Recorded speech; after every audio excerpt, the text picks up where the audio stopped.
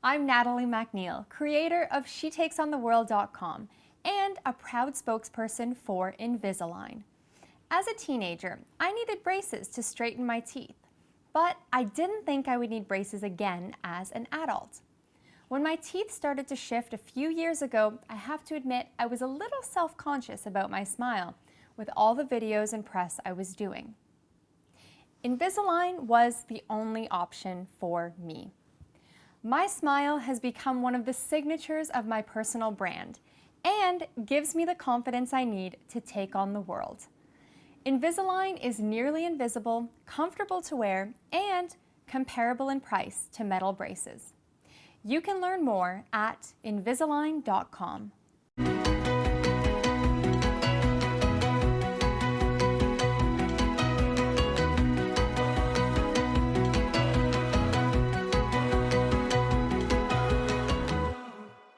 Hey, and welcome back to the Conquer Summit. I'm your host, Natalie MacNeil, and joining me today is one of the leading personal finance experts. You've probably seen her on the Today Show or hosting her own hit Yahoo series, Financially Fit. She's a best-selling author, and her latest book is called When She Makes More. Farnoosh, welcome. Thank you so much for being here with us. Thank you, Natalie. It's such an honor. Congrats on the program, on the series. This is so much fun. So Farnoosh, I'm really excited to have you here today because I strongly believe that entrepreneurship is the new women's movement, and that was a piece that I did for Forbes. And there's so many women leaving the corporate world and starting their own businesses, and we should be so excited and thrilled about that. And at the same time, there's sort of this catch-22 because women are stepping into these really powerful roles and maybe even becoming the breadwinners in their families. And then there's that feeling of discomfort. And Right. that's where you come in. So what happens when she makes more in this big Well, movement that is underway?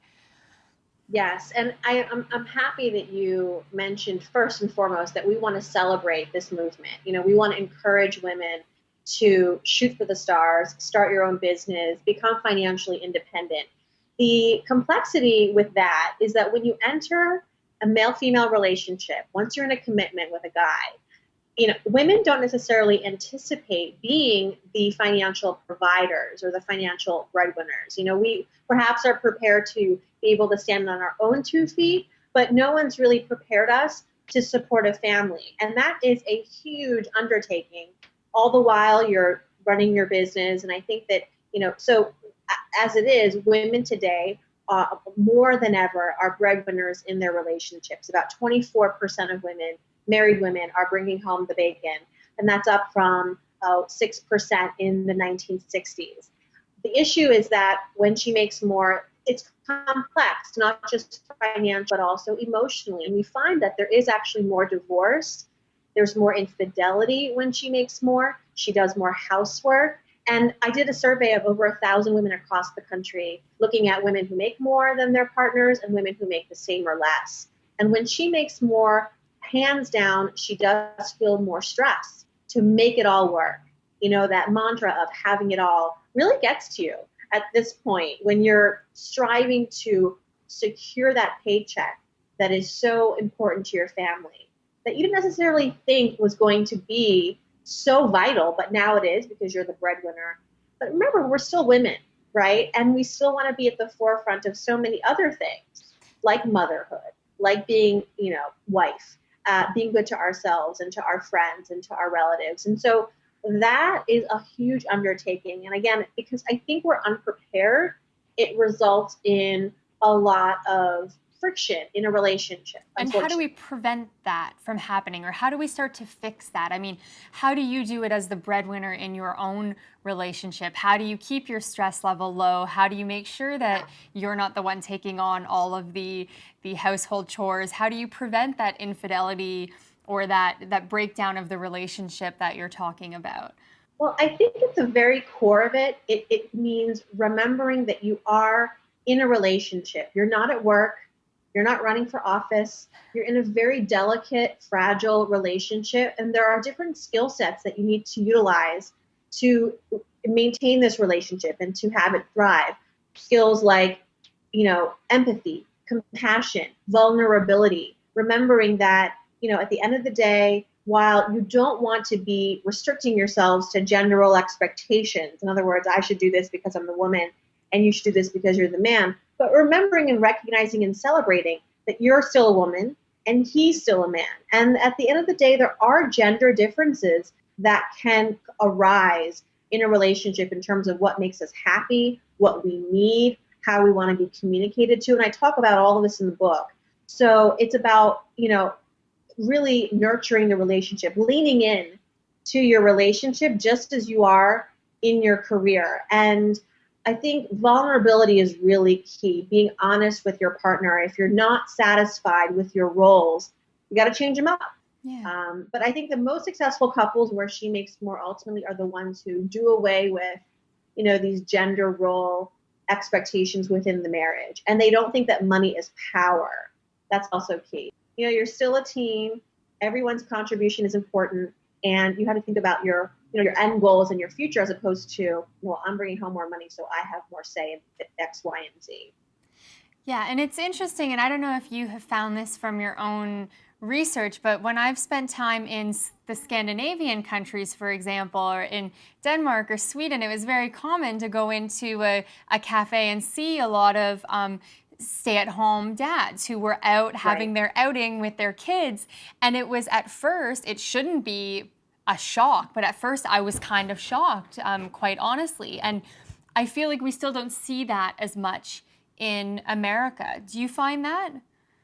Yes, and I think in countries like in Scandinavian countries, what is working for them, where we're not really seeing here, is they have support from institutions, from the government, and from a macro stand. I think that there's so much that we can do within our families, within our relationships, to try to protect them and try to nurture them in this sort of new normal where she makes more and he makes less, or he doesn't work and she works. But at the end of the day, you also need support from your employer. You need support from the outside world. And you see in Scandinavian countries where they have a lot of much more generous parental leave, for example, when the family has a child. It's not just a woman's issue. They realize that this is a family issue, and that when you can provide, subsidies or resources or flex leave, flex hours, paternal leave for men and women, everybody wins. And I think that is really far more established in those countries than in America. We're getting there. We're realizing that needs to happen. And I dedicate a whole chapter to how to navigate your friends, your family, your coworkers, society at large, where there may not be that acceptance. There's like this criticism or this resistance to understanding just how you're structuring your family life.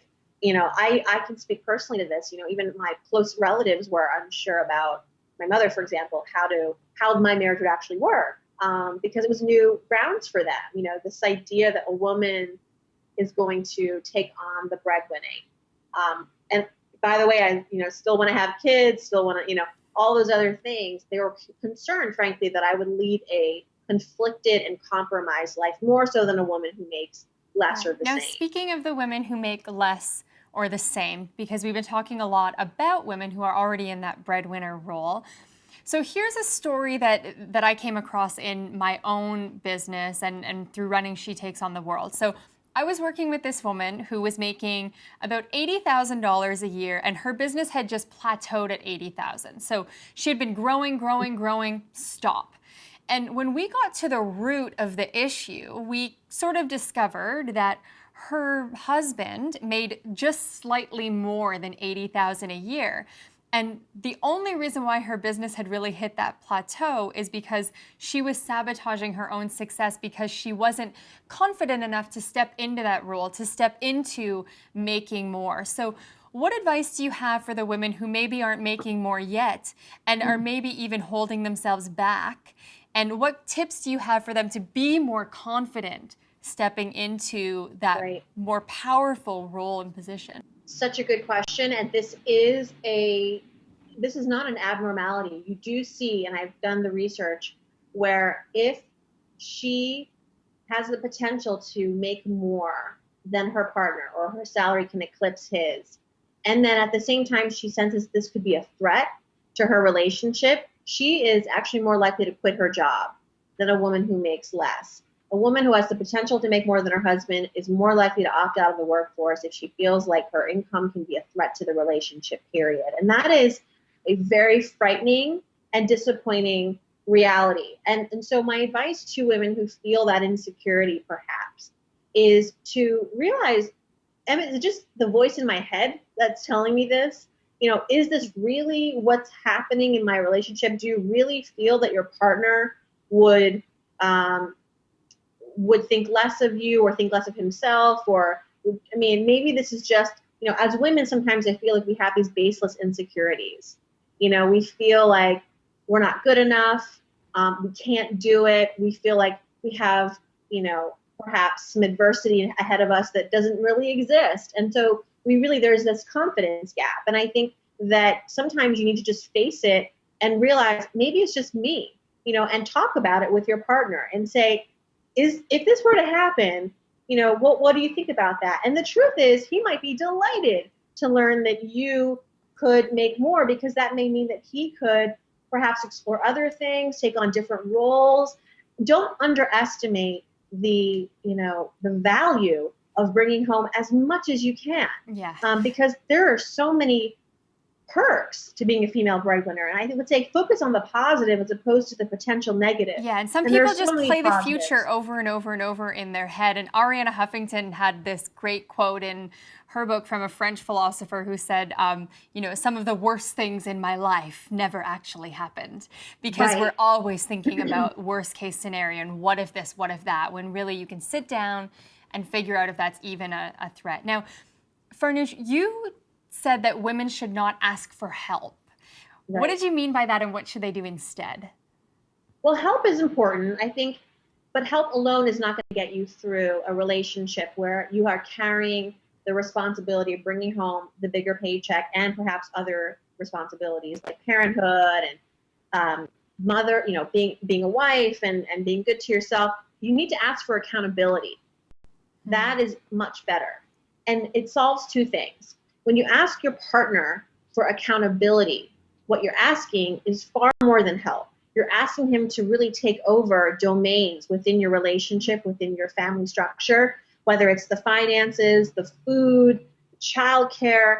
And so remember back when I said men really just want to provide. I mean, they really want to still be considered the most important person to you and in the relationship. And if it's not necessarily bringing home the bigger paycheck, it has to be something else. And so you want to sort of do a big ask, with your partner. And it's not just asking for help, can you help me with making dinner or help me for this errand that I forgot to do at the last minute? It's literally giving him domains to take over, because then it'll make him feel like a real contributor, a real provider, your hero. And then women at the same time can feel far more at ease knowing that whole area of their life together is for more or less taken care of. And they don't have to, have it always on their mind.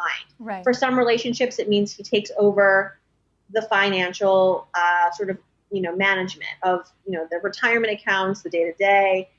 Only have him do that if it's really what he likes to do and he's good at it, of course, still stay involved. For other families, it's him, maybe adjusting his schedule to be more present as a father so they can alleviate the costs of childcare in some ways. In other families, he takes over the domain of food, which if you have kids, it's a huge, huge responsibility. It's not just lunch, it's dinners, it's preparing, it's grocery shopping. So find out together what he would actually thrive at doing, what he wants to do, how he wants to step up, and not just ask for help here and there, but accountability is key. Ask for accountability, yeah. Now, for all these tasks that we're talking about, I think you and I know you talk about this in the book, we outsource a lot of things in our businesses and our lives. And that's not to be discounted because, people will outsource things in their business, but then, what about having someone run some errands for you? What about having somebody clean your house? So what are some things that you actually outsource in your business and your life that you would highly recommend because it makes things a million times easier?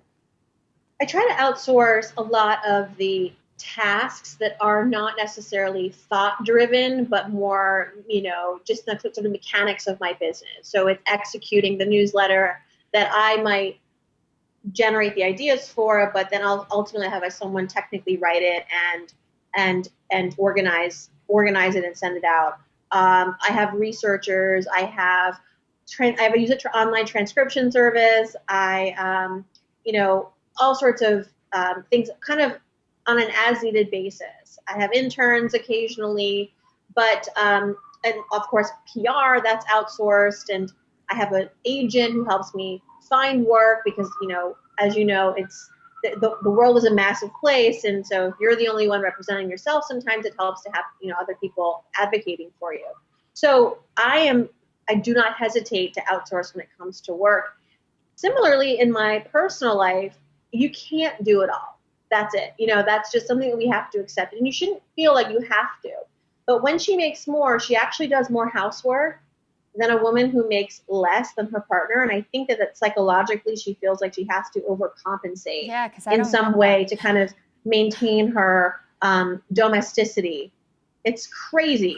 And so you got to outsource. And for us, that means outsourcing laundry. We outsource cleaning. We outsource sometimes, the cooking even. Depending on if we're having a big party, we'll cater. Like, we just don't feel like we have to be doing everything ourselves. And I know that outsourcing costs money. It's why people don't do it.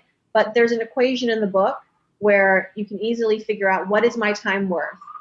And if your time is worth more than hiring someone to do a task for you, then you should hire that person to do that task for you. It's as simple as that, because it's not even just about your time. It's about, your life. What would you rather be doing with your family? I know couples that only see each other on the weekends. So you're going to wait for your husband to come home and then put up the shelves and, go, renovate your kitchen. No, you're going to outsource that because your time together is more important, Absolutely. Even if it's going to cost money. Yeah. I could talk to you all day. We've run out of time, but Farnoosh, can you leave our viewers with an actionable, something that they can take action on right now to put all of this that we've been talking about, this discussion, into action in their lives and their businesses? Sure. So in the book, I talk a lot about taking small steps. You might feel overwhelmed with your situation. You're not happy with your role, the way that your life has sort of designed itself. You feel out of control. So in your relationship with your partner, I think something that you can do, it only takes an hour. You can do it tonight after dinner, open up a bottle of wine, and talk about maybe one small adjustment that you can make either in your business or with your home life to alleviate some of the stress on your plate as a woman who's making more, but also to perhaps involve your partner more in some way where he feels more like a contributor. So this could mean, for example, I talked earlier about accountability, right? What's the 1 or 2 or 3 things that your partner can step up and do and be accountable for, as opposed to some of the things you've been asking him to help you out with? Or it could mean adjusting your schedule, tweaking your schedule just a little bit to give yourselves more time for each other. A lot of couples do this thing at dinner time called, self-free zone at dinner. And so it's one way to kind of connect again. Because really, when she makes more and he makes less and they're running a household, sometimes the romance disappears. As we know, there's more infidelity, more divorce. So maybe it just means structuring your life together to really make more time for each other. So figuring out what are sort of these, like, one small tweak that you can make to either your daily routine, your schedule, how you're managing your money, how your partner is helping you out. That could make a big difference in terms of stress relief and maybe intimacy. Yeah, I love it. Thank you so much for being part of this session today. And thank you at home for watching the session with Farnoosh for the Conquer Summit. Please leave us a comment and we'll be sharing all of her details with you as well. And I hope that you'll go off and take action and have those difficult conversations so that you can step into your power and it's all within you. So Farnoosh, thank you so much for being here with us, and we'll see you next time in the Conquer Summit.